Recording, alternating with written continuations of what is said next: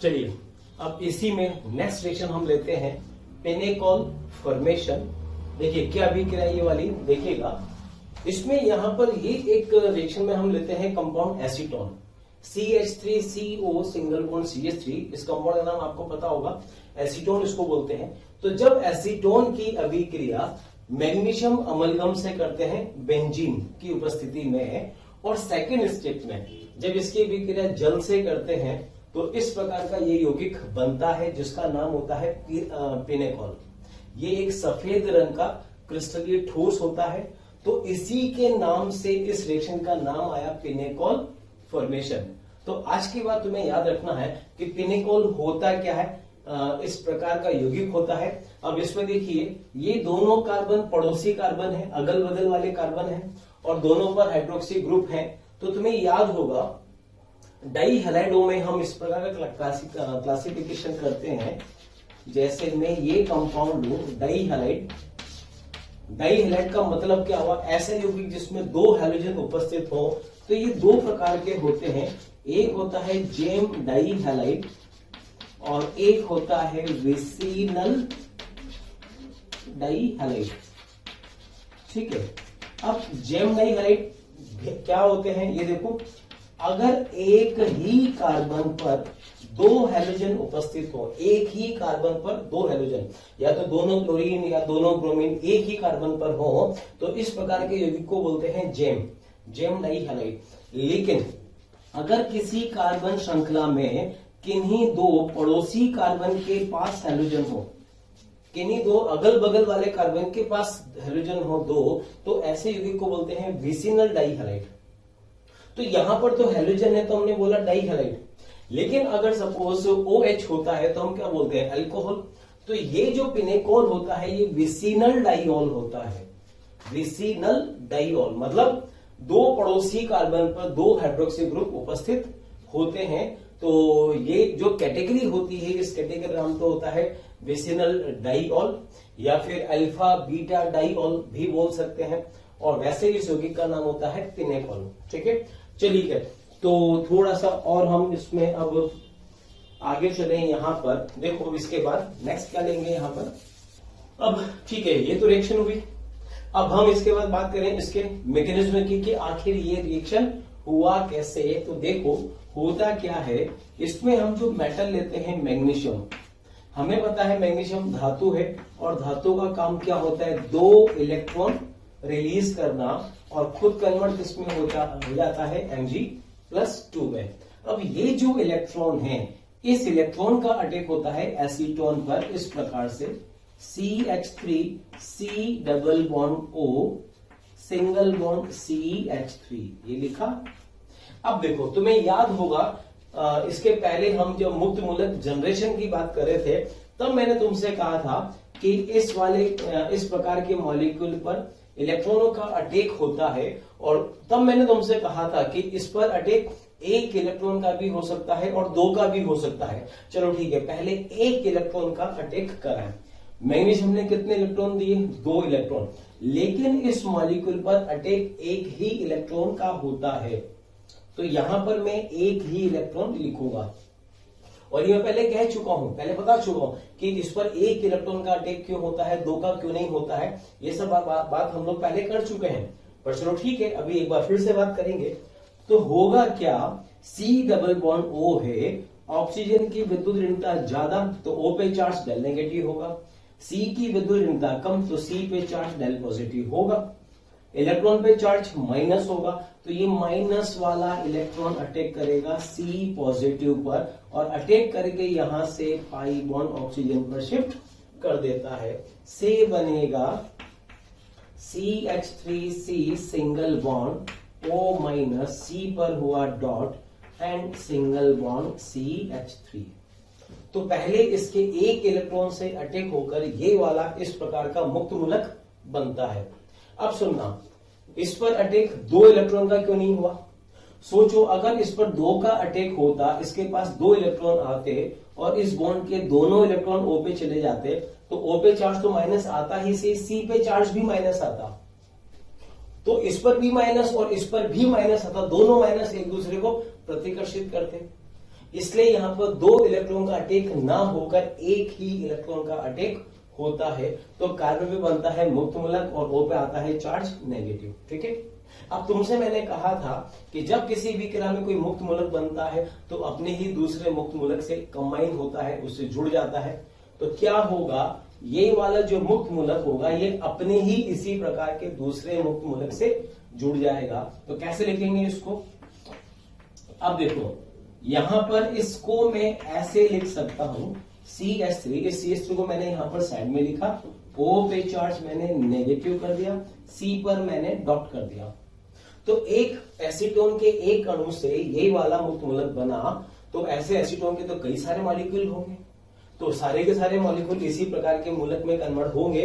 तो एक मॉलिक्यूल से ये वाला मूलक बना और दूसरे मॉलिक्यूल से दूसरा जो मूलक होगा उसको हम ऐसे इसके बिल्कुल सामने लिख देंगे, ऐसे लिखा। तो कहने का मतलब ऐसे कुल कितने मूलक आए, 2 मूलक आए। तो बैलेंस करने के लिए क्या मैं यहां पर इस एसीटोन के आगे 2 कर सकता हूं क्या? तो जब मैंने 2 मॉलिक्यूल एसीटोन के लिखे तो प्रत्येक मॉलिक्यूल पर कितने इलेक्ट्रॉन का अटैक हुआ, 1 का। तो 2 मॉलिक्यूल पर अब हमें कितने इलेक्ट्रॉन चाहिए, 2 इलेक्ट्रॉन चाहिए। तो अब बैलेंस करने के लिए मैं यहां पर 2 लिख सकता हूं और इस प्रकार के भी यहां पर 2 मूलक बनेंगे। अब ये दोनों मूलक आपस में जुड़कर क्या बना देंगे, CH3, C single bond CH3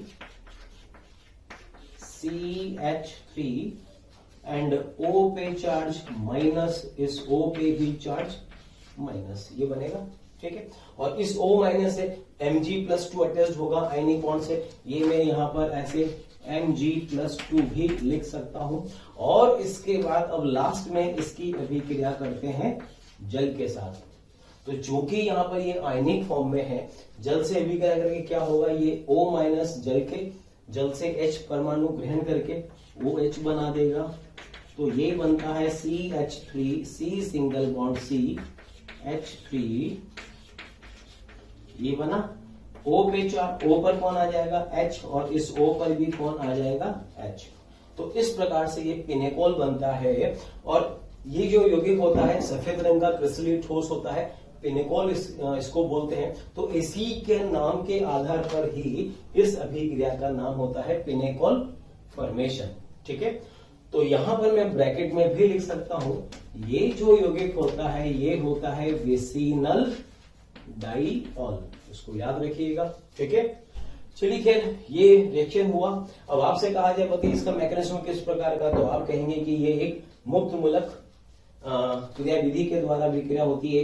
यहां पर मैं बीच में ऐसे प्लस लगा सकता हूं। तो ये दोनों जुड़कर पहले ये बनाएंगे, आयनिक यौगिक होगा जिसका जल अवरोधन करने पर ये प्रकार का पिनेकोल बन जाता है। ठीक है, अब ये तो चलो पिनेकोल फॉर्मेशन हुआ, ये इसका मैकेनिज्म हुआ। अब इसके बाद हम कुछ ये एग्जांपल्स भी हैं, इन्हीं की भी हम बात करेंगे। तो देखो इन एग्जांपल्स को करने से पहले यहां पर इस रिएक्शन का ट्रिक समझ लो।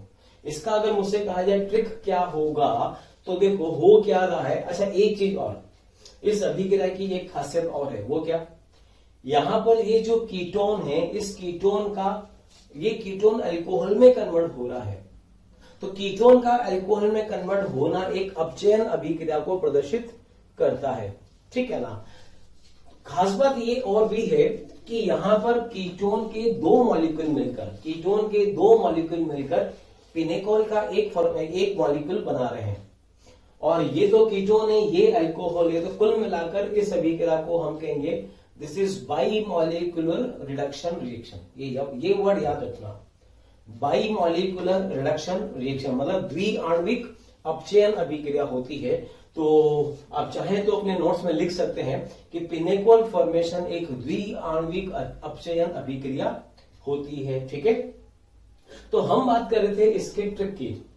ट्रिक क्या है समझो, इसके 2 मॉलिक्यूल है कीटोन के, तुम्हें क्या करना है, मैं यहां पर इसका ऐसे ट्रिक आपको बता सकता हूं। देखो ये RC double bond OR, ketone जो भी तुमको दे रखा है, मान लीजिए जो भी R है, मिथाइल हो, इथाइल हो, फिनाइल हो, कुछ भी हो सकता है, इसको ऐसे लिखो plus C double bond O को आमने सामने लिखो। एक मॉलिक्यूल का C डबल बॉन्ड O और दूसरे मॉलिक्यूल का C डबल बॉन्ड O को आमने सामने लिखो। लिखा। अब क्या करें, प्लस को हटा दो, ये मैं यहां लिख देता हूं RCR, CR, ये भी R, देन OO। क्या करना है, ऑक्सीजन का जो डबल बॉन्ड है, डबल बॉन्ड को तोड़कर सिंगल बॉन्ड में बना दो। बना दिया। सिंगल में बनाने से एक वैलेंसी इस कार्बन की फ्री हो जाएगी, एक वैलेंसी ऑक्सीजन की भी फ्री हो जाएगी। इसमें भी कार्बन की एक वैलेंसी कम होगी, ऑक्सीजन की एक वैलेंसी कम होगी। तो क्या करो, कार्बन से कार्बन को मिला दो और O पर क्या दे दो, H। बस दोनों मॉलिक्यूल को आपस में जोड़ना है और दोनों O पर एक एक H लगाकर इनको अल्कोहल में कन्वर्ट कर देना है। बस यही इसका सिंपल सा प्रोसेस है और कुछ नहीं है। ठीक है। अब जैसे यहां पर तुम्हें Ame की जगह ET दे रखा है, तो बताइए इसका उत्पाद क्या होगा। तो यहां पर इस केस में हम बोलेंगे बस Ame की जगह यहां पर ET लगा दो, तो इस केस में यहां पर ये वाला उत्पाद हो जाएगा। ठीक है, इसमें ये उत्पाद हुआ। अब यहां पर एक तरफ Ame दे रखा है, एक तरफ ET दे रखा है, तो ठीक है, बना सकते हो। तो इसमें एक तरफ ET लिखो, C पर OH, यहां पर CH3, फिर यहां पर ET, यहां पर CH3, देन यहां पर OH। इस प्रकार से होगा।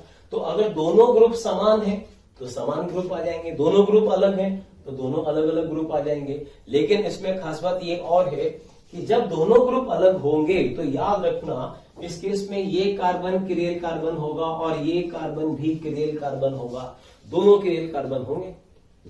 तो अगर अभिक्रिया के दौरान किरेल कार्बन बन रहे हैं तो इसका मतलब अब इसके प्रकाशीय समावेश भी बनेंगे, मतलब ये उत्पाद तो बना ही है, प्लस साथ में इसके समावेश भी बनेंगे।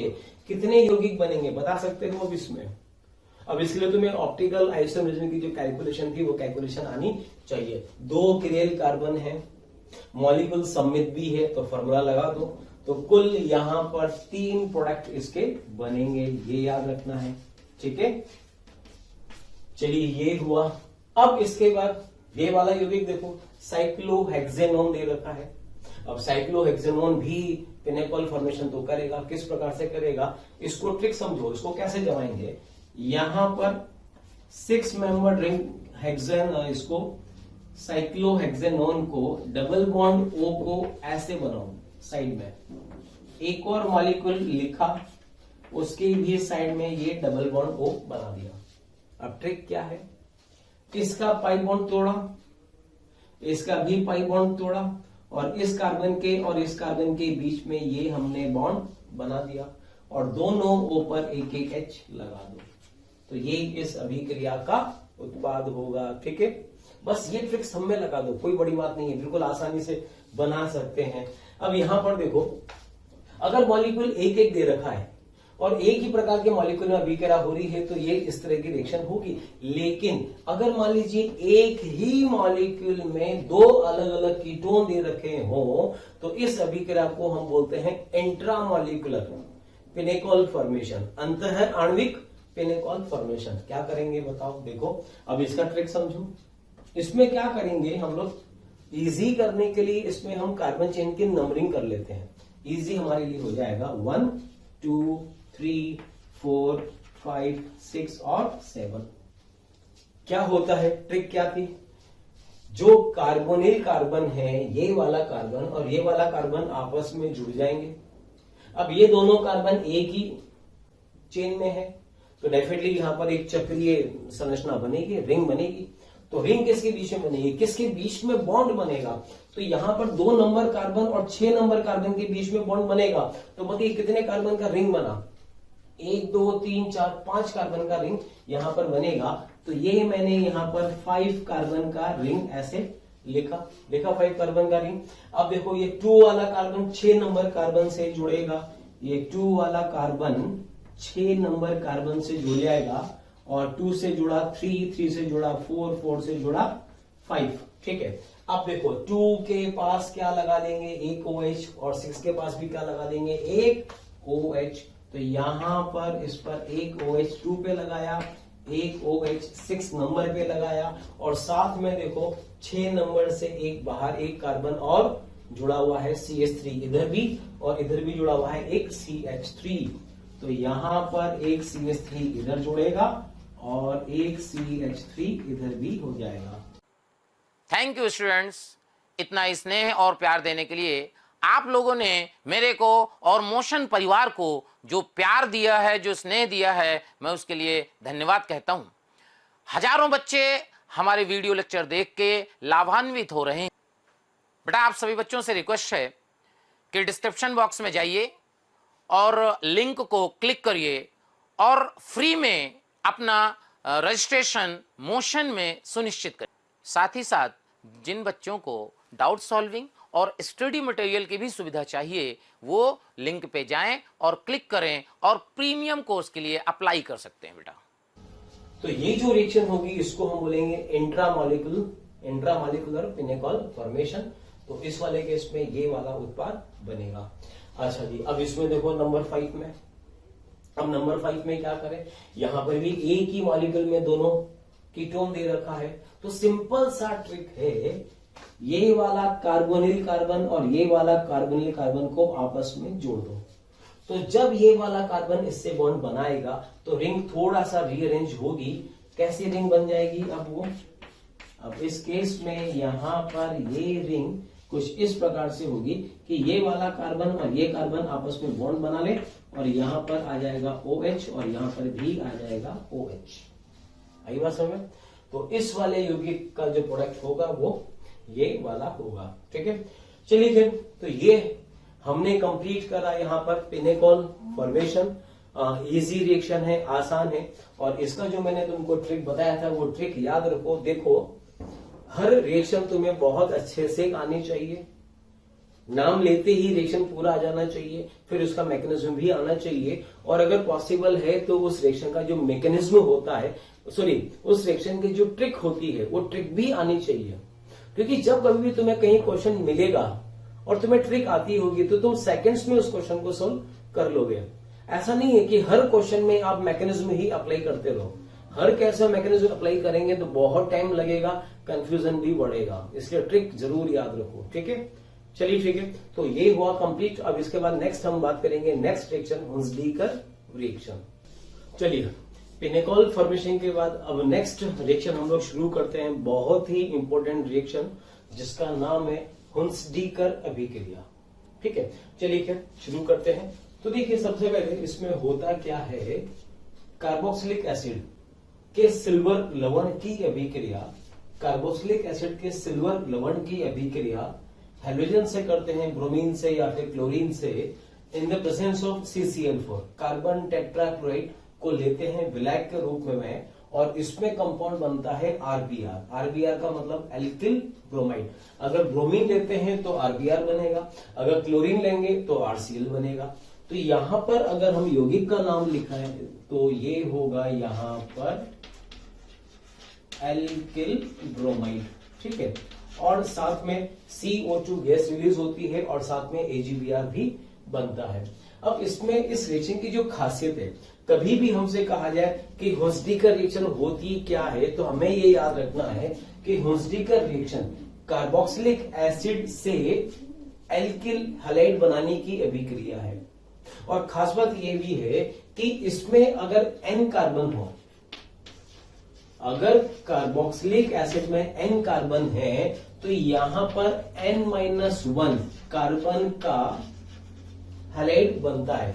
मीन्स जितने कार्बन का हम एसिड लेंगे उससे एक कम कार्बन का यहां पर हैलाइड बनता है। अभी रिएक्शन में हम देखेंगे कि किस रिएक्शन में कौन से उत्पाद बनेंगे, और जो कार्बन कम होता है वो CO2 के रूप में अलग होता है, ये हमें याद रखना है।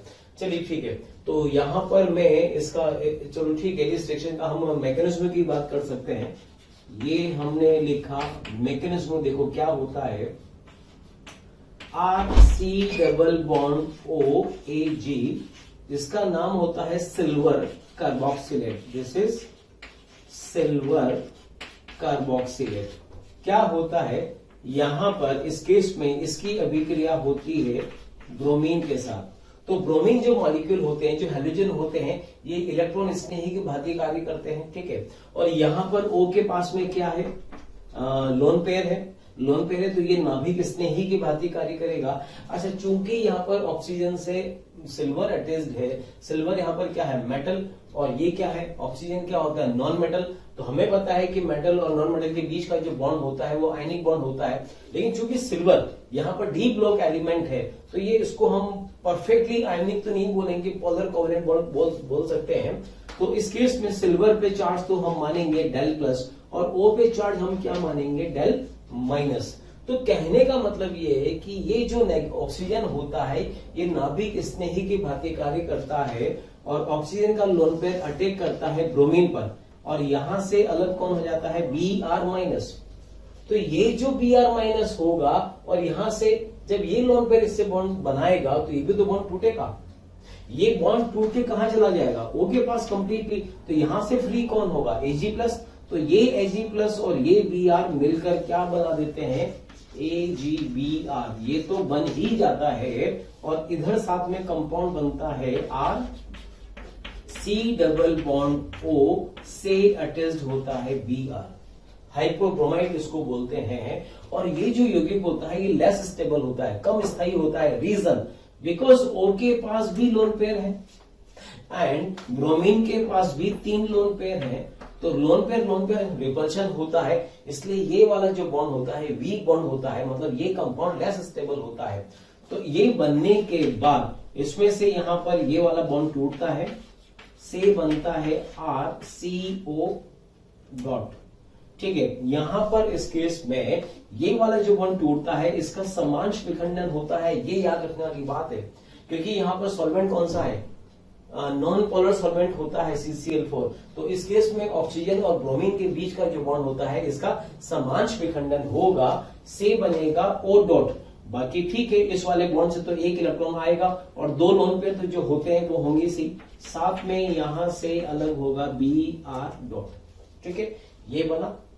अब इसके बाद क्या होता है ये तुम्हें याद रखना है, जब कभी भी किसी भी अभिक्रिया में RCOO डॉट टाइप का इस टाइप का मुक्त मूलक बन रहा हो तो इसमें आप देखो CO2 इसमें से अलग होना चाहेगा, बिकॉज CO2 एक गैस है, स्टेबल प्रोडक्ट है, तो इसमें से यहां से CO2 अलग होना चाहेगा। कैसे अलग होगा इसको भी देखो, मैं यहां पर इसको ऐसे बना सकता हूं, ये मैंने इसको ऐसे लिखा, तो क्या होगा, इस O के पास एक और इलेक्ट्रॉन तो ही सी अयुग्मित इलेक्ट्रॉन, यहां से 1 इलेक्ट्रॉन इस कार्बन का है, 1 इलेक्ट्रॉन इस R का है, तो इसकी उपस्थिति में इस वाले बॉन्ड का भी समांश विखंडन होगा। समांश विखंडन होगा तो एक अयुग्मित इलेक्ट्रॉन इस कार्बन के पास आ जाएगा और एक इस ऑक्सीजन के पास है ही सी, तो क्या होगा, ये इलेक्ट्रॉन और ये इलेक्ट्रॉन मिलकर यहां पर ऐसे पाई बॉन्ड बना देंगे। तो यहां से तो CO2 अलग हो जाएगा और इससे हमें मिलेगा क्या, इससे हमें मिलेगा यहां पर R डॉट। तो ये सबसे खास बात ये है कि इस अभिक्रिया में मध्यवर्ती के रूप में क्या मिलता है, कार्बन मुक्त मूलक, कार्बोकेटाइन या कार्बनाइन। तो ये हमें याद रखना है कि इस अभिक्रिया में मध्यवर्ती के रूप में कार्बन मुक्त मूलक बनता है। तो मुक्त मूलक की सारी प्रॉपर्टीज हमें पता होनी चाहिए, ठीक है। अब देखो ये बना, अब इसके बाद मैं नेक्स्ट स्टेप ले रहा हूं, यहां पे बना R डॉट। अब तुम्हें याद होगा मैंने कहा था जब किसी अभिक्रिया में कोई मुक्त मूलक बनता है तो वो 2 प्रकार की अभिक्रिया शो करेगा, या तो कॉम्बिनेशन या डिस्प्रोपोर्शनेशन। लेकिन यहां पर ऐसा कुछ नहीं होता है। क्यों नहीं होता है, क्योंकि कॉम्बिनेशन और डिस्प्रोपोर्शनेशन तभी होता है जब अभिक्रिया में मुक्त मूलक बने और सिर्फ यही बने और उसके आसपास कोई और किसी तरह का यौगिक दूसरा नहीं होना चाहिए। लेकिन यहां पर इस अभिक्रिया में हम किससे करा रहे हैं रिएक्शन, ब्रोमीन से करा रहे हैं, तो ब्रोमीन के तो कई सारे मॉलिक्यूल अवेलेबल होंगे। तो अब ये जो डॉट होगा, ये डॉट क्या करेगा, जो बचे भी ब्रोमीन मॉलिक्यूल होंगे, तुम्हें याद है मैंने मुक्त मूलक जनरेशन में बताया था कि किसी मुक्त मूलक की उपस्थिति में भी दूसरे मुक्त मूलकों का जनरेशन होता है, उनका निर्माण होता है। तो यहां पर ये जो एल्काइल मुक्त मूलक है ये ब्रोमीन मॉलिक्यूल पर अटैक करेगा और उसकी उपस्थिति में यहां पर भी इसका समांश विखंडन होगा। समांश विखंडन होगा तो 1 इलेक्ट्रॉन के साथ ये ब्रोमीन अलग होगा और 1 इलेक्ट्रॉन के साथ ये ब्रोमीन अलग होगा। तो दोनों जब अलग अलग होंगे तो एक ब्रोमीन मुक्त मूलक इस वाले से तो बॉन्ड बना लेगा। ठीक है, ये इससे बॉन्ड बना लेगा और फ्री कौन हो जाएगा यहाँ पर Br डॉट। अब यहां पर कई लोग एक मिस्टेक ये भी करते हैं, वो ये भी सोचते हैं कि इस अभिक्रिया में इससे ये बना और Br डॉट बना, तो ये Br डॉट यहां पर इस आर्ट, मतलब कहने का मतलब इससे तो पहले ये बना Br डॉट अलग हुआ और इससे ये बना, फिर ये R डॉट Br डॉट से अभिक्रिया करके RBr बना दे। गलत। जब ये बनता है Br डॉट बनेगा तो ये रखा थोड़ी रहेगा। ऐसे कई सारे मॉलिक्यूल में ये अभिक्रिया एक साथ हो रही होगी, ऐसे कई सारे ब्रोमीन रेडिकल कई सारे बनेंगे, तो वो आपस में बॉन्ड बनाकर ब्रोमीन मॉलिक्यूल में कन्वर्ट हो जाएंगे, ऐसे रखे थोड़ी रहेंगे। तो कभी भी हम किसी मूलक का अटैक कराएंगे तो जनरली फ्रेश मॉलिक्यूल पर हम अटैक कराते हैं, तो यहां बनेगा RBr प्लस साथ में Br डॉट फ्री हो जाता है। कुल मिलाकर इस रिएक्शन में कंपाउंड क्या बनता है, RBr एल्काइल ब्रोमाइड। ये हमें याद रखना है, ठीक है। तो ये हुआ इसका मैकेनिज्म। चलिए ठीक है, अब थोड़ी सी हम यहां पर बात करें रिएक्टिविटी ऑर्डर की। तो ये देखो नेक्स्ट हेडिंग हमने लिखा रिएक्टिविटी ऑर्डर। अच्छा एक चीज और ये समझो, इसके बाद में यहां से यहां तक आया था, यहां से आने के बाद फिर हमने इसका रिएक्शन ब्रोमीन से कराकर ये बनाया। ये सीक्वेंस आपको याद होना चाहिए, ठीक है। अब रिएक्टिविटी ऑर्डर में देखो यहां पर क्या है कि ये जो इस केस में किस किस चीज का फर्क है यहां पर। एक तो हमने हैलोजन दिया। अब हैलोजन के केस में मैं तुमको ये कह सकता हूं, चलो ठीक है हैलोजन की बात अभी हम बाद में करेंगे, पहले हम इस आर की बात करें। इस आर की क्या क्या वैरायटी हो सकती है। ये आर 1 डिग्री भी हो सकता है, 2 डिग्री भी हो सकता है और 3 डिग्री भी हो सकता है। तो यहां पर मैंने लिखा 1 डिग्री एल्काइल, उसके बाद लिखा 2 डिग्री एल्काइल और एक और लिखा 3 डिग्री एल्काइल। मतलब इस यौगिक में सब कुछ फिक्स है, COOAG सब फिक्स है, सिर्फ R यहां पर चेंज हो सकता है। तो ये R क्या हो सकता है, ये R 1 डिग्री भी हो सकता है, 2 डिग्री भी हो सकता है एंड 3 डिग्री भी हो सकता है। तो ये हमने लिखा R की वैल्यू हम बात कर रहे हैं 1 डिग्री एल्काइल, 2 डिग्री एल्काइल और 3 डिग्री एल्काइल। बताइए इस केस में किसकी अभिक्रिया फास्ट होगी, किसका रेट ज्यादा होगा। तो देखो इस अभिक्रिया में जो मध्यवर्ती बना वो कौन बना, R डॉट, और एल्किल मुक्त मूलक बना। और एल्किल मुक्त मूलकों का स्थायित्व का क्रम होता क्या है, ये सब हम बात कर चुके हैं। सबसे ज्यादा स्टेबल होता है 3 डिग्री, उससे कम 2 डिग्री, उससे कम 1 डिग्री। तो 3 डिग्री सबसे ज्यादा स्टेबल है। तो हम क्या सोचते हैं, जो ज्यादा स्टेबल है उसकी रिएक्शन फास्ट होगी। तो भाई यहां पर देखो अगर 3 डिग्री मुक्त मूलक बन रहा है तो 3 डिग्री मुक्त मूलक क्या कर रहा है, बाद में ब्रोमीन पर अटैक कर रहा है। तो अगर 3 डिग्री मुक्त मूलक होगा वो स्थायी होगा, तो स्थायी होगा तो उसका ब्रोमीन पर अटैक आसानी से नहीं हो पाएगा। नहीं हो पाएगा तो RBr फिर मुश्किल से बनेगा।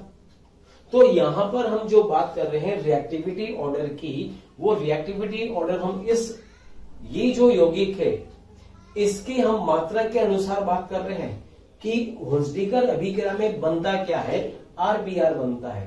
तो RBr का बनना किसमें आसान होगा, 3 डिग्री में आसान होगा या 2 डिग्री में आसान होगा या 1 डिग्री में आसान होगा। तो याद रखो 3 डिग्री के केस में इस प्रकार का यौगिक का बनना आसान नहीं होगा।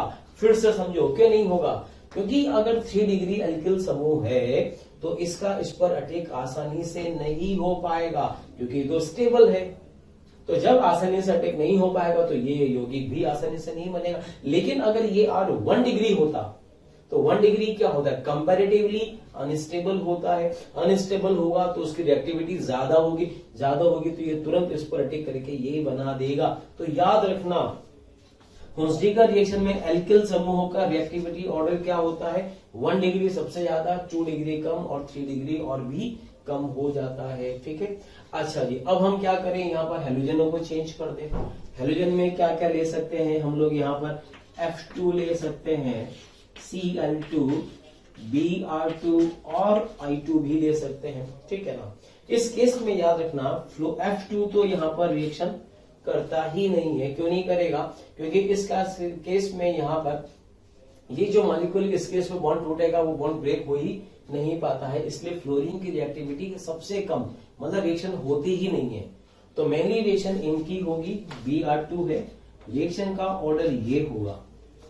अब इसमें एक खास बात और है, अगर रिएक्शन हम आयोडीन से करें तो उस आयोडीन से करने पर फिर रिएक्शन में आर आई, भाई ब्रोमीन लिया था तो RBr बना था, अगर मैं रिएक्शन I2 से कराऊंगा तो क्या बनना चाहिए, RI बनना चाहिए। लेकिन इसकी रिएक्शन में RI नहीं बनता है, इसकी रिएक्शन से इससे कराने पर यहां पर बनता है एस्टर विल फॉर्म, एस्टर बनता है। और एस्टर जो बनता है, ये जो अभिक्रिया होती है, ये भी एक नेम रिएक्शन है और इसका नाम होता है बिर्न बॉन। प्यारे बच्चों, हमें कमेंट्स में रोज कई सारी रिक्वेस्ट आ रही है कि इस टॉपिक पर वीडियो बनाएं या फिर ये वाला टॉपिक हमें समझाएं। तो मैं आपसे रिक्वेस्ट करता हूं कि आप हमारा जो YouTube चैनल है उसे सब्सक्राइब करें और जो बेल आइकन है उसे हिट करें। ये मैं ऐसा इसलिए कह रहा हूं कि हमारे जितने भी जो भी टॉपिक आप लोग कह रहे हैं कि इसका वीडियो बनाइए या फिर ये हमें समझाएं, ये सब ऑलरेडी उस पर अपलोड कर रखा है। तो अगर आप हमारे चैनल को सब्सक्राइब करते हैं तो मैं आपको ये सुनिश्चित करता हूं कि आपका कोई भी लेक्चर मिस नहीं होगा और जो भी आगे आने वाले वीडियो होंगे वो भी आप आसानी से देख सकेंगे। BAUN बिर्न बॉन सिमोनीनी रिएक्शन, ये नाम याद रखो, बिर्न बॉन सिमोनीनी। मैं स्पेलिंग ठीक से लिख देता हूं, ठीक है। तो ये भी कह रहा कौन सी, बिर्न बॉन सिमोनीनी। क्या होता है, अगर कार्बोक्सिलिक एसिड के सिल्वर लवण की अभिक्रिया आयोडीन से कराएं तो इस केस में RI ना बनके कौन सा कंपाउंड बनता है, RCOOR, एस्टर बनता है। और इसको आप ऐसे लिखेंगे, इसको लिखकर काटेंगे भी सी, ताकि पता रहे कि ये नहीं बनता है, ये मुख्य उत्पाद होता है। और इस अभिक्रिया का नाम होता है बिर्न बॉन सिमोनीनी रिएक्शन। शॉर्ट में इसको हम सिमोनीनी रिएक्शन भी बोल सकते हैं। कैसे बनता है, चलो इसको भी समझ लेते हैं। इस रिएक्शन का जो मैकेनिज्म है वो बिल्कुल ऐसे ही होता है, कोई फर्क नहीं है। चलो इसको एक बार फिर से हम लिख सकते हैं। यहां पर क्या होगा, देखो सबसे पहले यहां पर RC double bond O, AG जो होगा ये अटैक करेगा किस पर, I2 पर। I2 पर अटैक करके क्या बनाएगा, RCOOI बनाएगा, ये बनेगा, ठीक है, ये बनेगा। तो इसमें से यहां से इस बॉन्ड का समांश विखंडन होगा, समांश विखंडन होगा तो बनेगा RC डबल O डॉट, और यहां से I डॉट अलग हो जाएगा। देन इसमें से CO2 रिलीज होकर क्या बनाएगा, R डॉट बनेगा। फिर ये जो R डॉट होता है ये I2 के फ्रेश मॉलिक्यूल से अटैक करता है, फ्रेश मॉलिक्यूल से अटैक करेगा तो क्या बनेगा, RI। अब आप कहेंगे कि RI तो बन गया, RI बनता है, जैसे इसमें फाइनली RBr बनता है वैसे ही इसमें RI भी बनता है। लेकिन होता क्या है, RI में आयोडीन का साइज ज्यादा होता है, साइज ज्यादा होने से इस बॉन्ड की बॉन्ड लेंथ ज्यादा होती है, और बॉन्ड लेंथ ज्यादा होती है तो बॉन्ड स्ट्रेंथ कम हो जाती है। मतलब RI का जो बंध होता है वो वीक होता है। तो होता क्या है, अभिक्रिया के दौरान ये वाला जो मुक्त मूलक बनता है, भाई होगा क्या, ऐसे मॉलिक्यूल होंगे, कई सारे मॉलिक्यूल होंगे, कई सारे मॉलिक्यूल अभिक्रिया करके ये सब करते हुए इसमें कन्वर्ट होंगे। तो इस प्रकार का मुक्त मूलक बहुत सारे बनेंगे। फिर उसमें से बहुत सारे मुक्त मूलक, मतलब ये जो बने उसमें से भी कई सारे मूलक CO2 निकालकर R डॉट में कन्वर्ट होंगे और वो I2 से अभिक्रिया करके ये बना देंगे। इसका मतलब अभिक्रिया में एक वक्त ऐसा होगा जब RI भी विद्यमान होगा और ये वाला मूलक भी विद्यमान होगा। कुछ तो ऐसे मूलक होंगे जो अभिक्रिया जिन्होंने नहीं करी होगी आगे इसी फॉर्म में रहे होंगे। तो क्या होता है, RI की बॉन्ड स्ट्रेंथ इतनी कम होती है कि अभिक्रिया में बचे हुए RCO डॉट जो होते हैं मूलक, ये बचे हुए मूलक होते हैं, ये इस बॉन्ड को तोड़कर इसका समांश विखंडन कर देते हैं। तो समांश विखंडन से क्या बनेगा, R dot and I dot. तो जो R डॉट होता है वो इस O से जुड़कर यहां पर एस्टर का निर्माण करता है और अलग कौन हो जाता है यहां से आई डॉट। तो कहने का मतलब ये है, अब आप कहेंगे कि ये सब कैसे, हमें कैसे पता पड़ेगा। देखो, जब कोई रिएक्शन होती है तो प्रोडक्ट पहले बन जाते हैं, ठीक है ना। रिएक्शन उन्होंने फ्लोरीन से करी, देखा फ्लोरीन से नहीं हुई, बात खत्म। क्लोरीन से करी, रिएक्शन हुई। ब्रोमीन से करी, रिएक्शन हुई, यील्ड भी ज्यादा मिली, मतलब अमाउंट भी ज्यादा मिला। आयोडीन से करा तो उनको ये था कि आरआई बनना चाहिए था, लेकिन आरआई ना मिलकर क्या बना, एस्टर मिला। एस्टर मिला तो बाद में थ्योरी आ गई कि भाई इस अभिक्रिया में ऐसा होता होगा, इस कारण से एस्टर मेजर प्रोडक्ट होता है। तो ये हमें याद रखना है, ज्यादा और डीप में जाने की जरूरत नहीं है, ठीक है। चलिए खैर, अब इसमें यहां पर चलो ठीक है, ये हमने सबने बात करी है। अब कुछ इसके एग्जाम्पल्स की हम बात करें, ठीक है। अच्छा, एक चीज मैं और जो कह रहा था कि जितने कार्बन का कार्बोक्सिलिक एसिड लिया है उससे एक कम कार्बन का हैलाइड बनता है। ब्रोमीन लिया है तो ब्रोमाइड, क्लोरीन लेंगे तो क्लोराइड, ठीक है। यहां पर मैं ये एग्जांपल ले सकता हूं, CH3COO single bond Ag, this is silver acetate. ये सब यौगिकों का नाम पता होना चाहिए कि अभिक्रिया, अब तुम्हें ऐसे लिखा मिलेगा, ब्रोमीन के ऊपर ब्रोमीन लिखा होगा एरो के ऊपर, और साथ में क्या लिखा होगा, CCl4। बताइए क्या करें। तो यहां पर देखो दो कार्बन का एसिड है, तो क्या करेंगे, एक कार्बन को तो कम कर दो CO2 के रूप में, तो बस इस केस में कंपाउंड बनेगा CH3Br, बस ये बनेगा। और साथ में क्या, कौन अलग हो जाएगा, CO2 अलग होगा, AgBr भी अलग होगा। सभी अभिक्रियाओं में ये तो अलग होंगे ही होंगे, तो हर बार इनको लिखने की जरूरत नहीं है। सेकेंड एग्जांपल पर आओ, तुम्हें दे रखा है, अच्छा एक चीज और, इसकी एक रिएक्शन में तुम्हें और बता दूं, तुम्हें जरूरी नहीं है कि डायरेक्टली रिएक्शन सिल्वर सोल्ट से ही स्टार्ट करें, ये कोई जरूरी नहीं है।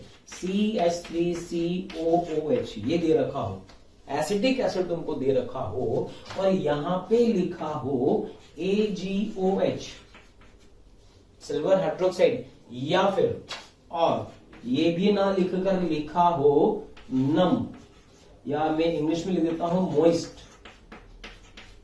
Moist Ag2O।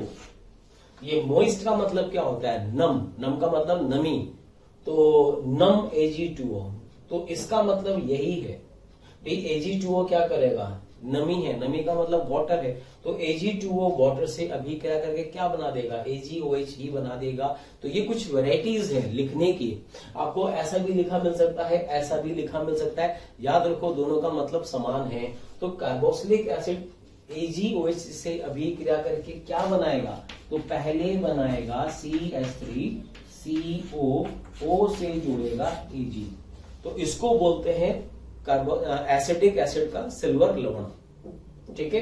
अब इसकी अभिक्रिया नेक्स्ट स्टेप में अब तुम्हें दे रखी होगी ब्रोमीन से और CCl4 से, तो क्या करेंगे, इस केस में यौगिक बनेगा CH3Br, ठीक है। चलिए खैर, तो कहने का मतलब एग्जांपल में तुम्हें डायरेक्टली सिल्वर सोल्ट भी दिया जा सकता है, या कार्बोक्सिलिक एसिड देकर तुम्हें AgOH लिखकर एक स्टेप और आगे, मतलब एक स्टेप और बढ़ाया जा सकता है, ये याद रखो। चलिए खैर, ये कंप्लीट हुआ। अब हम इसके बाद बात करेंगे कुछ इसके और एग्जांपल्स की। चलिए अब शुरू करते हैं इसमें एग्जांपल्स कॉन्स्टिगर रिएक्शंस के। तो देखो, जो इसमें ये फर्स्ट एग्जांपल था, ये तो अभी हमने जस्ट सोल्व करा ही है। तो इसमें क्या उत्पाद बनेगा, इसमें उत्पाद बनेगा CH3Br, बाकी साथ में CO2 और HBr, तो वो सब बनेगा ही बनेगा। अच्छा, अगर अब देखो यहाँ पर 3 कार्बन का हमें एसिड दे रखा है, प्रोपेनोइक एसिड, और AgOH दे रखा है, देन ब्रोमीन और CCl4। अब बताइए डायरेक्टली आंसर क्या होगा इसमें। तो ठीक है, सबसे पहले कार्बोक्सिलिक एसिड का हम क्या बनाएंगे, सिल्वर सॉल्ट बनाएंगे, देन रिएक्शन करेंगे, तो COOH वाला भाग बिल्कुल अलग हो जाएगा। तो चूंकि 3 कार्बन का एसिड था, अब हमें यहां पर मिलेगा 2 कार्बन का हैलाइड। तो याद रखिएगा, होन्स्टिकर रिएक्शन बेसिकली है क्या, कार्बोक्सिलिक एसिड से एल्काइल हैलाइड बनाने की अभिक्रिया है, ये याद रखना, ठीक है। चलिए अब यहां पर ये हमें कंपाउंड दे रखा है इसका नाम क्या होता है? बेंजीन पर अगर COOH हो तो उसका नाम होता है बेंजोइक एसिड। तो अब चूंकि हमने H हटाकर सिल्वर लगा दिया तो इसका नाम होगा सिल्वर बेंजोएट। ये एरोमेटिक एसिड है, ये भी ये अभिक्रिया देता है। तो इसमें यहां पर कंपाउंड बन जाएगा, क्या करेंगे बताइए इस केस में? COOH हटा देंगे और यहां पे लगा देंगे Br, कंपाउंड बनेगा ब्रोमो बेंजीन। ठीक है, चलिए खैर अब इसके बाद नंबर 4, नंबर 5। अब ये क्वेश्चंस को तुम्हें बहुत केयरफुली सॉल्व करना पड़ेगा। ऐसे क्वेश्चंस की आज शुरुआत है। ऑर्गेनिक में जैसे जैसे हम और आगे रिएक्शंस पढ़ेंगे उन सभी रिएक्शंस में ऐसे क्वेश्चंस आपसे पूछे जाएंगे। इस क्वेश्चन की खासियत क्या है? जिस कार्बन पर COOH जुड़ा हुआ है वो एक किरेल कार्बन है। तो जब कभी भी किसी भी रिएक्शन में जिस किसी कंपाउंड की हम रिएक्शन कराएंगे अगर उसमें किरेल कार्बन है तो हमें फिर उसको अलग तरीके से सोच के सॉल्व करना पड़ेगा। तो यहां पर देखो इस केस में होगा क्या, ये जो COOH है, अब तुम्हें मैकेनिज्म आना चाहिए। यहां अब जरूरत मैकेनिज्म की पड़ेगी। क्या? हमें पता है कि इसकी अभिक्रिया हम कर किससे रहे हैं? ब्रोमीन से कर रहे हैं। किसकी उपस्थिति में कर रहे हैं? CCl4 की उपस्थिति में कर रहे हैं। तो इस अभिक्रिया में 2 उत्पाद बनते हैं। कौन कौन से उत्पाद? एक तो बनेगा CH3, अच्छा यहां पर इस केस में C2H5 करें। अब देखो, अब इस केस में मैं कह सकता हूं कि ये जो कार्बन है ये कार्बन एक किरेल कार्बन है, और किरेल कार्बन अगर है तो यहाँ पर 2 उत्पाद बनेंगे। कौन कौन से? यहाँ CH3, यहाँ C2H5, वर्टिकल ग्रुप बिल्कुल सेम, यहाँ पर H एज इट इज और COOH हटाकर यहां लगा देंगे Br। एक तो ये उत्पाद बनेगा, प्लस एक इसका यहां पर मिरर इमेज भी बनेगा। मिरर इमेज का मतलब कौन सा यौगिक? CH3 C2H5, यहां पे लिखा H और एक ये Br। और दोनों क्या है? दोनों प्रकाश सक्रिय हैं, दोनों एक दूसरे की मिरर इमेज है। इसका मतलब ये दोनों एनेंटियोमर हैं। तो किसी अभिक्रिया में अगर एनेंटियोमर बन रहे हैं तो ओवरऑल हम क्या बोलेंगे? रैसिमिक मिक्सचर। तो यहां पर ये जो उत्पाद होगा उसको हम लिखेंगे रैसिमिक मिक्सचर, ये बनेगा। अब बताओ ये कैसे बना? अब इसको हमें प्रूव करना है। चलो ठीक है, तो यहां पर ये एग्जाम्पल मैंने लिख रखा है, थोड़ी देर के लिए मैं इसको हटा देता हूं। अब बताइए कैसे सोल्व करें। सुनना, तुम्हें याद होगा इसकी मैकेनिज्म में मैंने तुम्हें क्या बोला था कि सब कुछ मैकेनिज्म में इसमें ये सब हटेगा और इस वाले कार्बन पर डॉट आएगा, मुक्त मूलक बनेगा। और जब कार्बन पे मुक्त मूलक आता है तब कार्बन का संकरण sp2 होता है, और जब संकरण sp2 होगा तब ज्यामिति क्या होती है? त्रिभुजीय समतलीय।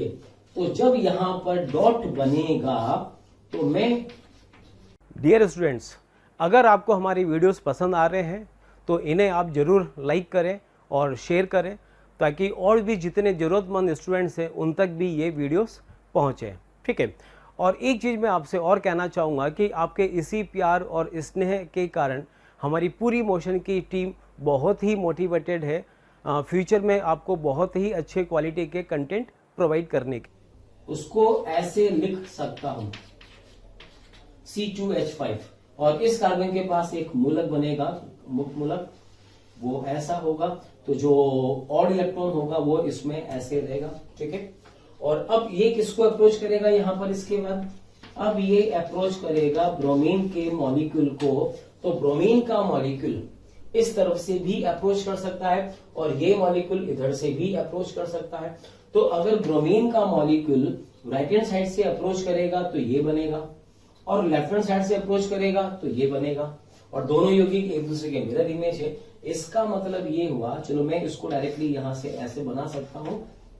तो कहने का मतलब ये है कि जब किसी मुक्त मूलक में किसी कार्बन के तीनों समूह अलग अलग हो और एस टाइप का मॉलिक्यूल उससे जुड़ रहा हो तो रैसिमिक उत्पाद बनते हैं। ये अच्छे से याद होना चाहिए। ठीक है, अच्छा जी, चलो ठीक है, ये तो हुआ कंप्लीट। अब आइए नेक्स्ट 5th नंबर एग्जांपल पे। 5th नंबर में तुम्हें दे रखा है CH3H, यहां पर D लिखा हुआ है, यहां पर H और यहां लिखा है COOH एंड यहां पर CH3 लिखा है। अब इसकी रिएक्शन तुम्हें ब्रोमीन से करानी है CCl4 की उपस्थिति में। अब सबसे पहले देखो जो अभिकारक है उसकी क्या खासियत है। तो देखो यहां पर इस केस में इस मॉलिक्यूल में ये कार्बन भी किरेल है, ये कार्बन भी किरेल है, दोनों कार्बन किरेल है। अब तुम्हें ये सोचना है कि अभिक्रिया है कौन सी। तो इसको देखकर हमने बोला कि हुंसडीकर अभिक्रिया है। हुंसडीकर अभिक्रिया होती कहां पर है? COOH पर होगी। मतलब वो इस मॉलिक्यूल में, इस पूरे मॉलिक्यूल में ऐसा कौन सा एरिया है, कौन सा क्षेत्र है जहां पर ये अभिक्रिया होगी। तो आप देख रहे हैं इसमें बस यही क्षेत्र होगा जिसमें ये अभिक्रिया होगी। इस वाले किरेल कार्बन का इस अभिक्रिया में कोई रोल नहीं है। तो जो इसका विन्यास होगा, जैसा ये होगा, ये बिल्कुल वैसा ही रहेगा पूरी रिएक्शन में। लेकिन चूंकि यहां पर COOH हटेगा, यहां पे डॉट आएगा। अब उस डॉट पे कार्बन के बॉन्ड ज्यामिति क्या हो जाएगी? वही प्लेनर होगी। तो जब उस पर ब्रोमीन का अटैक होगा तो राइट से भी अटैक करेगा और लेफ्ट से भी अटैक करेगा। तो इस वाले केस में बनने वाला उत्पाद देखो, दो उत्पाद होंगे HD, एक तो ये बना और एक यहां पर ये भी बनेगा, इसमें भी H और D। ऊपर वाला किरेल कार्बन तो जैसा है वैसा ही रहेगा, बस नीचे वाले पर फर्क आएगा। यहां पर H, यहां CH3 रहेगा। तो एक बार Br इसमें आएगा राइट में और एक बार Br आएगा लेफ्ट में, और ये H इधर चला जाएगा और यहां पर हो जाएगा CH3, इस प्रकार के। ठीक है, तो अब देखो दोनों यौगिकों में क्या रिलेशन है। तो आप देख रहे हैं कि दोनों प्रकाश सक्रिय है, लेकिन एक दूसरे की ये मिरर इमेज नहीं है। तो ये क्या होंगे? ये होंगे डाइस्टीरियो आइसोमर, या फिर क्या बोल सकते हैं, विभ्रिम समावेवी होंगे। याद रखो, तो अगर किसी यौगिक में पहले से ही एक किरेल कार्बन उपस्थित हो और दूसरे कार्बन पर दोनों तरफ से अटैक हो रहा हो, तो फिर दोनों यौगिक जो होंगे वो एक दूसरे के मिरर इमेज नहीं होंगे, मतलब डाइस्टीरियो आइसोमर्स होंगे। ठीक है, याद रखो। इसी प्रकार से चलो और क्वेश्चंस की हम इसमें बात करें। यहां पर जैसे तुम्हें ये मॉलिक्यूल ऐसे लिखा हुआ है, समझना, यहां पर लिखा है COOH और इसका रिएक्शन तुम्हें कराना है ब्रोमीन से in the presence of CCl4। बताइए क्या होगा। तो क्या करेंगे, जिस कार्बन से COOH जुड़ा है उस पर क्या लगा देंगे? डॉट। तो जब इस कार्बन पर डॉट आएगा, डॉट का मतलब अयुग्मित इलेक्ट्रॉन आएगा। ठीक है, ये सब तो अलग हो गए। अब इस पर ब्रोमीन का अटैक कैसे होगा? अब ये कार्बन sp2 है। जब कार्बन पर मुक्त इलेक्ट्रॉन होता है मूलक के रूप में, तब इस कार्बन का संकरण क्या होगा? sp2। तो जब इस sp2 में जब ब्रोमीन जुड़ेगा, तो ब्रोमीन जुड़ने के बाद कार्बन वापस sp3 होगा। sp3 होगा मतलब ब्रोमीन या तो अबव जुड़ेगा या बिलो जुड़ेगा। चलो ठीक है, ये मैं इसको ऐसे बना सकता हूं। ब्रोमीन जोड़ा तो बताइए कैसे जोड़ेंगे?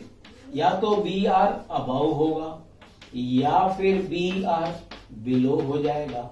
अब सोच के जवाब दीजिए कि ये दोनों यौगिक अलग अलग या एक समान। तो यहां पर देखो इस केस में दोनों यौगिक एक समान है। क्यों? क्योंकि इस वाले यौगिक में POS है, प्लेनोसिमेट्री है। कैसे है प्लेनोसिमेट्री? ऐसे प्लेनोसिमेट्री होगा। और अगर प्लेनोसिमेट्री है मतलब ये प्रकाश असक्रिय है और ये इसका मिरर इमेज।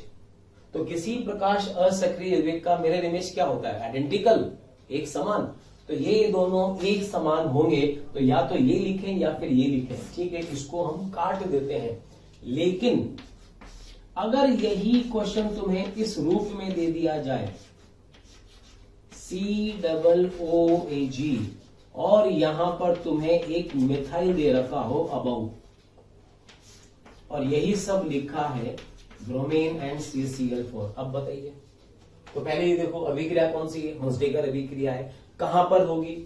ये किरेल कार्बन, ये भी किरेल कार्बन। चलो ठीक है, तो जब कभी भी आप क्वेश्चन सॉल्व करें तो पहले ये सब इंफॉर्मेशन देखो कि मॉलिक्यूल ये दे रखा है, दो किरेल कार्बन है, इन दोनों में इस किरेल कार्बन पर अभिक्रिया नहीं होगी, इस पर कोई रोल नहीं है इस अभिक्रिया में, लेकिन अभिक्रिया यहां पर होगी। यहां पर होगी तो COOH पहले हट जाएगा अभिक्रिया के दौरान यहां पर, ऑड इलेक्ट्रॉन आएगा, विषम इलेक्ट्रॉन आएगा, और उस पर Br का अटैक अबव दी प्लेन भी हो सकता है और बिलो दी प्लेन भी हो सकता है।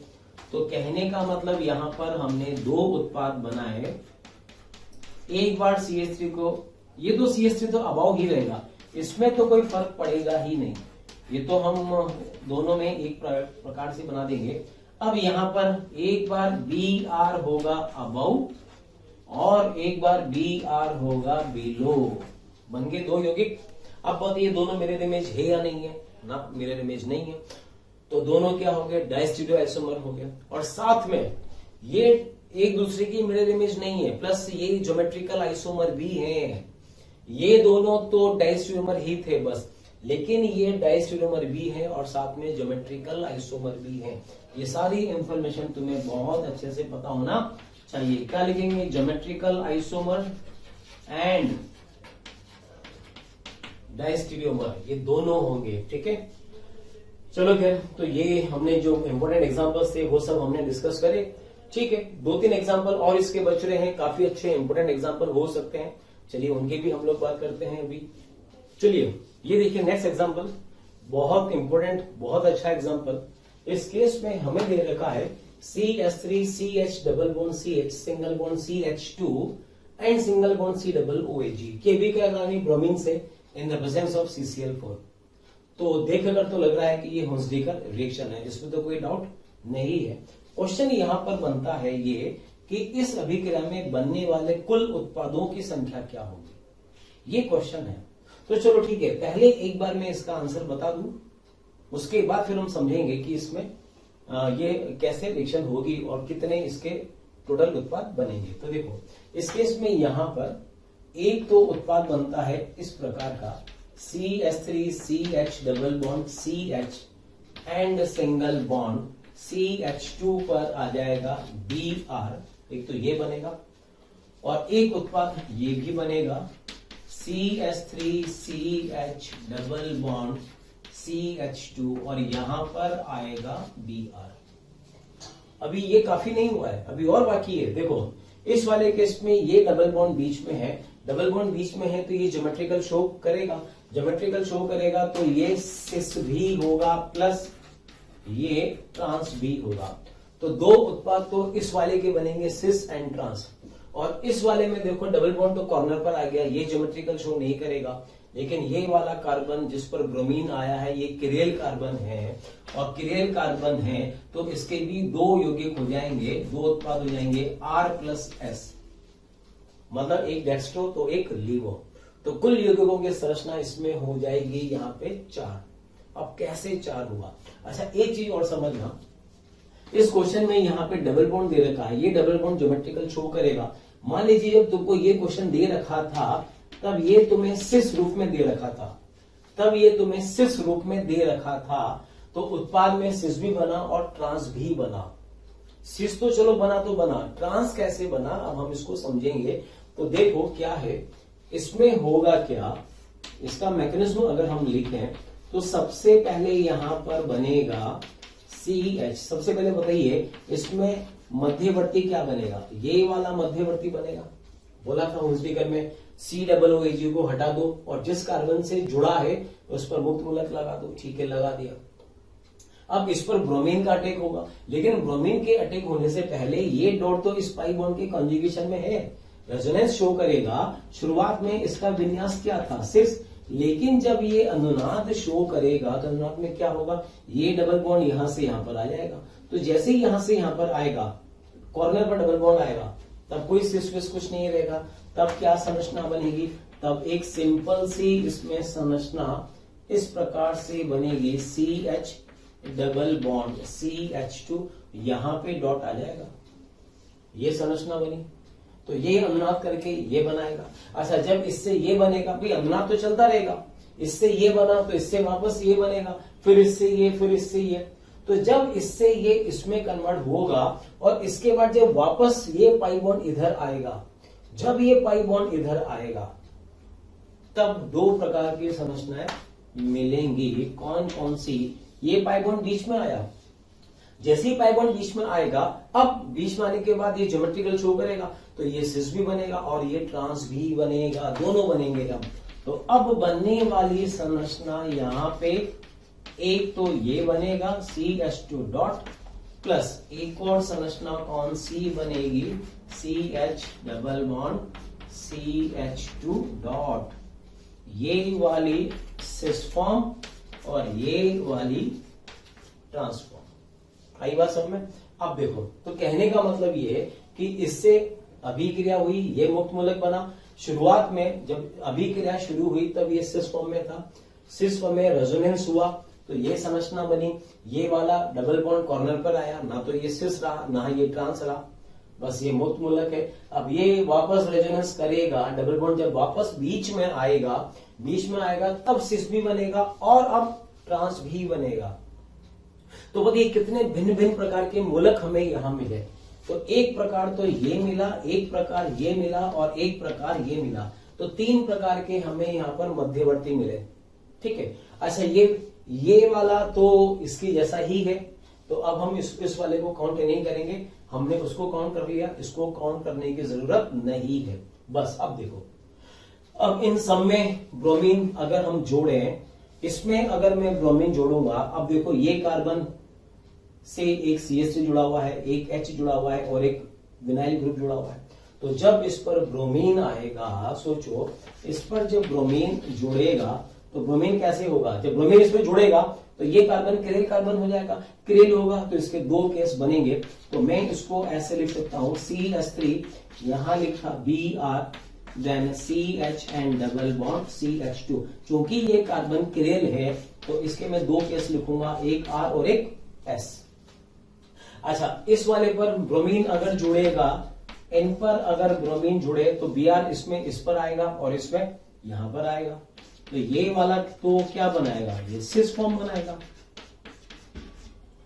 इस पर आ जाएगा Br, इससे तो बना सिस फॉर्म, और इस वाले से क्या बनेगा CH3CH एंड CH2Br। तो ये हुआ सिस विन्यास और ये हुआ ट्रांस विन्यास। आई बात समझ? तो कुल उत्पादों की संख्या इसके तो कितने हो गए, 2, एक ये रहा एक ये रहा, तो कुल उत्पादों की संख्या यहां पर कितनी हो गई, 4, 2 सिस ट्रांस और बाकी 2 R एंड S। तो याद रखो भाई, अगर ऐसे क्वेश्चंस भी दे रखे हो तो ऐसे क्वेश्चन इंटीजर टाइप के क्वेश्चंस के लिए बहुत इंपॉर्टेंट क्वेश्चन हो सकते हैं। आई बात समझ में? और एक चीज और देखो, यहां पर शुरुआत में हमें सिस दे रखा था, सोचो अगर शुरुआत में हमें इसमें ट्रांसफॉर्म दे रखी होती और पूछा जाता कितने यौगिक बनेंगे, तो उसका भी आंसर यही होता, सेम होता। ठीक है, चलिए, तो ये हमारा कंप्लीट हुआ हंसडी रिएक्शन, एंड उम्मीद है कि ये तुम्हें समझ में भी आया होगा। तो भाई इस रिएक्शन को बहुत अच्छे से एक बार फिर से दोबारा से देखना, बहुत इंपॉर्टेंट रिएक्शन है मुक्त मूलक की। एग्जाम्स में इसमें से क्वेश्चन आते रहे हैं, और ये जो हमने कायरल सेंटर वाली बात करी है, किरेल केंद्र वाले, तो इस टाइप के जो क्वेश्चन है किरेल केंद्र वाले, ये बहुत ज्यादा इंपॉर्टेंट क्वेश्चन है, याद रखना। इनमें से क्वेश्चन पहले भी आए हैं, फिर से आ सकते हैं। ठीक है, चलिए, तो अब नेक्स्ट रिएक्शन हम लेंगे फोटो हैलोजिनेशन ऑफ एल्केन। ये भी वही अभिक्रिया होगी जिसमें कार्बन मुक्त मूलक बनता है मध्यवर्ती के रूप में। तो चलिए ठीक है, नेक्स्ट रिएक्शन हम लेंगे फोटो हैलोजिनेशन ऑफ एल्केन। प्यारे बच्चों, अगर आप ये चाहते हैं कि जो भी कंटेंट हम लोग यहाँ पर पढ़ा रहे हैं वो पूरा कंटेंट आपको मिले, तो आप 180021217999 पर कॉल करें, और इस पर कॉल करके आप जो भी कंटेंट चाहते हैं वो कंटेंट आपको प्रोवाइड हो जाएगा।